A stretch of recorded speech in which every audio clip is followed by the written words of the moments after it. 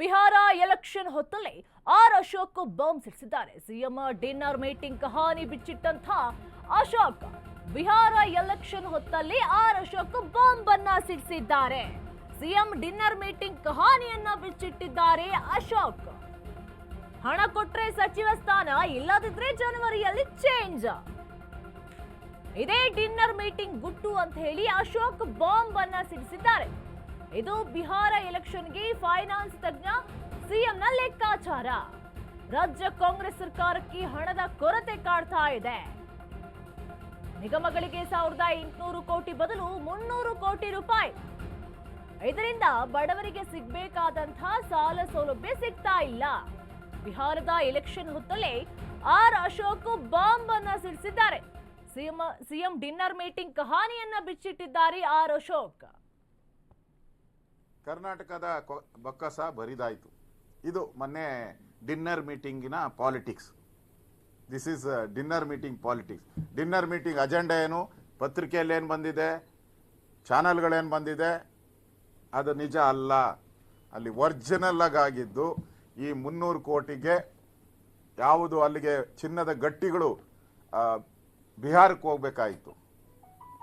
300 ಚಿನ್ನದ ಗಟ್ಟಿಗಳು ಏನು ಬಿಹಾರಕ್ಕೆ ಹೋಗ್ಬೇಕಾಯಿತು.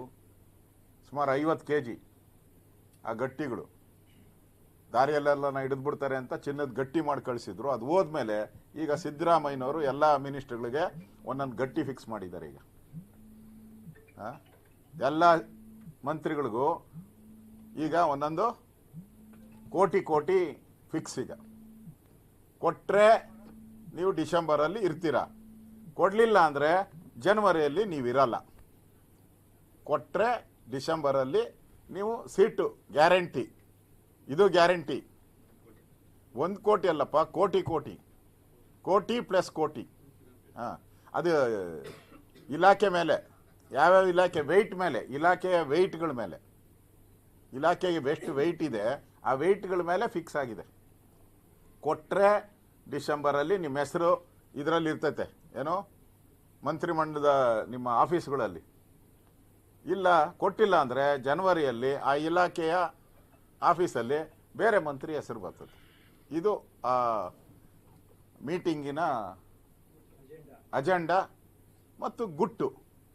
300 ರೂಪಾಯಿ ಊಟ ಕೊಟ್ಟು 300 ಕೋಟಿ ವಸೂಲಿ.